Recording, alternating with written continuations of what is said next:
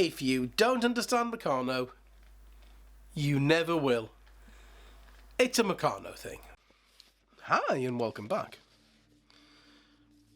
I haven't really planned which of the 1930s Meccano builds I'm going to make.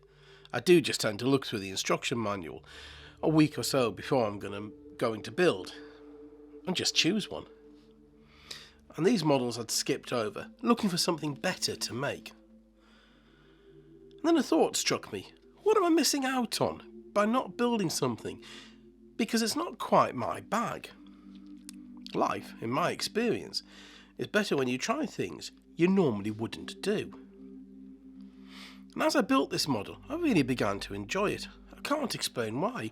It was just a feel-good build. And you need those moments in life when you do things that make us smile for no other reason than the enjoyment of it. I'm not talking about a hedonistic enjoyment here, but that quiet internal peace that comes from something seemingly trivial.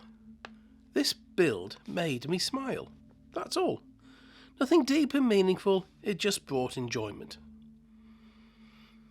I changed the build a little by adding more reinforcement in the way of additional 48A double angle strips.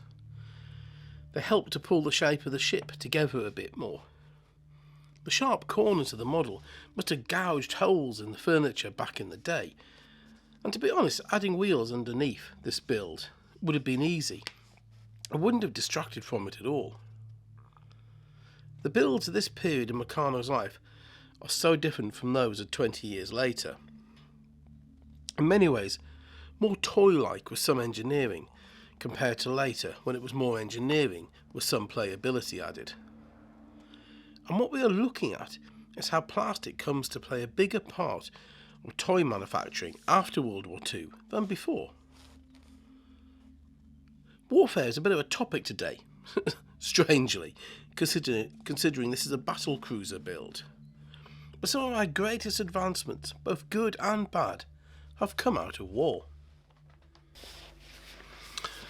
The battle cruiser was a development of technologies and naval doctrine across the latter part of the 19th century and into the early part of the 20th century. The theory of the cruiser was to design a ship that was able to operate as a long-range independent warship, able to engage and defeat any ship apart from a battleship, and able to outrun any vessel more heavily armed and armoured than it was.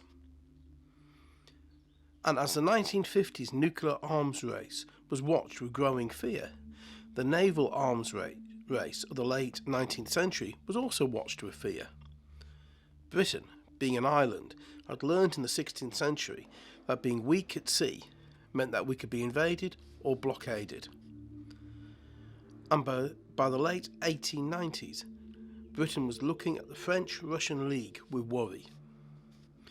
These allies were building large, fast, well-armed and armoured cruisers, with the risk of war with France very likely to drag Russia in on their side as well. Production of armoured cruisers was increased in British dockyards. At the same time, both Germany and the Ottoman Turkish Empire also began to lay down cruisers. The single biggest problem that faced the cruiser was the weight of armour. The role of the vessel was that of force projection to defend our overseas trade and to deny trade access to ports by acting as either a blockade fleet or as a raider. This was a time before aircraft, when many of the large European countries relied on trade coming in from all over the world. Submarines, while existing, were in their infancy. The torpedo was only just coming into effective use. It would not be until the First World War that these weapons would be combined with such terrible effect.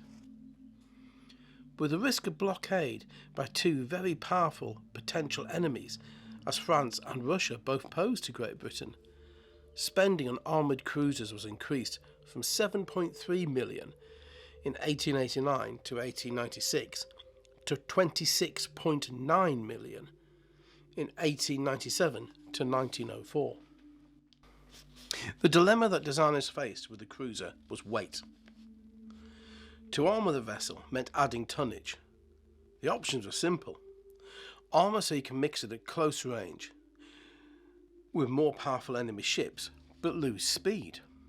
Or lightly armoured to no armour so you can get out of gun range while still engaging with your guns.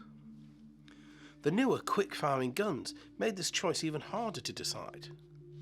Then, at the end of the 19th century, the Krupp Steelworks invented a new steel, Krupp armoured plate. It was lighter than the existing Harvey armour in use, and the armoured cruiser was born.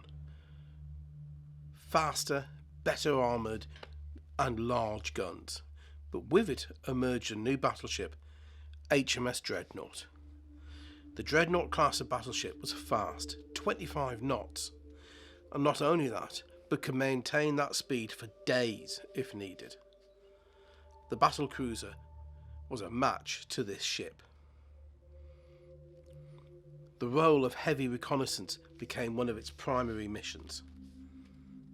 Able to get in, sweeping older cruisers away, the new class of ship was called the Invincibles. Seemed to be unstoppable. The action of the Battle of the Falkland Isles on the 8th of December 1914 seemed to back this up. But already the writing was on the wall for the battle cruiser. The price tag was very little in difference between the battleship and the battle cruiser.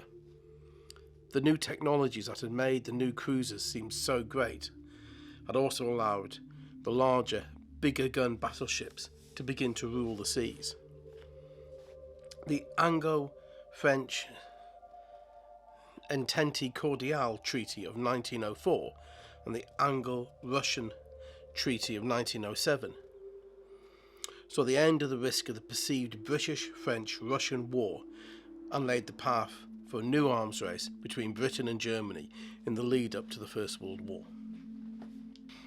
The Battle of Dogger Bank on the 24th of January 1915 showed the failings of the battle cruiser. The German flagship SMS Schildilz was struck in the aftermost barbette. The 13.5-inch shell fired by HMS Lion failed to penetrate the armour, but did dislodge some of a section of it. This allowed the flames of the explosion to penetrate the barbette, where propellant was being hoisted up for the next round to be fired. The flames flash ignited the propellant bags, which in turn sent a wall of flames up into the turret and down into the magazine. The gun crew, trying to escape their impending doom, fled to the next turret. Followed by the flame wall from the first explosion, the next turret was claimed as well. The flashover from the cordite was about to claim the ship. SMS Schildilz and her crew of over 1,000 sailors were at risk of death. Petty Officer Wilhelm Handekamp rushed into the inferno. Both rear magazines, now engulfed in flames, needed to be flooded with seawater. Opening the seacocks, glowing red hot with the heat, he vented both magazines to thousands of gallons of freezing North Sea water. Due to his actions, his ship and his crewmates were saved. Petty Officer Handekamp survived the incident, but the damage to his lungs and hands was permanent. He would carry on to serve aboard the Schildilz until she was scuttled in 1919. He died in 1931 of lung disease, caused by the cordite fumes on that fatal day. The cause of the flashover was a practice of storing cordite bags as ready ammunition to speed up shooting. A practice that both the Royal Navy and the Imperial Navy carried out. This practice was phased out in the German Imperial Navy, but carried on in the Royal Navy, and will be a factor in both the outgunning and sinking of the Royal Navy ships a year later in 1916 at the Battle of Jutland, when the Imperial German Navy engaged the Royal Navy in what is one of the worst naval defeats of the 20th century, when a British force of 151 combat ships was engaged by a German force of 99 combat ships and lost. With nearly 9,000 killed, mostly British, 3 battle cruisers, 3 armoured cruisers and 8 destroyers, to the German tally of 1 battle cruiser, 1 pre-dreadnought and 4 light cruisers. The reign of the battle cruiser was over. The battleship could now keep pace with them, and with the heavier guns outshoot them, and with the heavier armour outlive them. But the last of the heavy battle cruisers sailed from her berth in 1918, her name famous for a later engagement that sealed her fate, and that of all but 3 of her crew.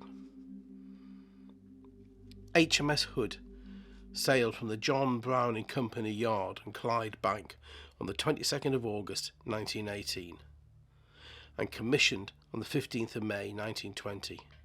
At a cost of over £6 million, the mighty Hood was involved for 2 decades in showing the flag to the world. On the 23rd of May 1941, HMS Hood, along with the battleship Prince of Wales, engaged the German pocket battleship Bismarck. The story is well told by various people and captured in film, Sink the Bismarck. But in brief, HMS Hood and Prince of Wales opened fire at 05:52, with Hood engaging Prince Eugen. The German ships returned fire at 05:55. At 0600, Hood was hit by Bismarck. 1 shot penetrated her magazine, and like the Schedilts some 26 years before, the flame wall from the explosion flashed the cordite. Out of her crew of over 1,300, only 3 survived. There are times when I write the scripts for these videos that I'm left with a profound sadness. I somewhat understand my mother's feelings of the Second World War, as news of these events were broadcast to the nation. Even now, nearly 80 years after the war finished, those emotions are still quite raw for her. She can remember listening in silence as the news of the sinking of HMS Hood was read out. The sharp intake of breath and muttered gasps. They sunk the Hood. At the time, the loss of life was not publicly known.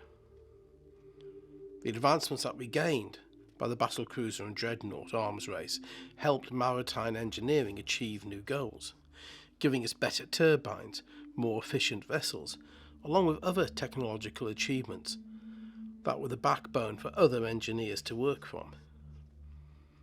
Putting the history to one side, this was a really enjoyable kit to build. While like a lot of the Set 3 builds, there is no engineering in this model. It's nothing more than that, a model. The intrinsic joy of the finished item as it brought a smile has changed my mind on some other models that I had no intention of building. And of course I had to do some signal flags, along with the naval ensign.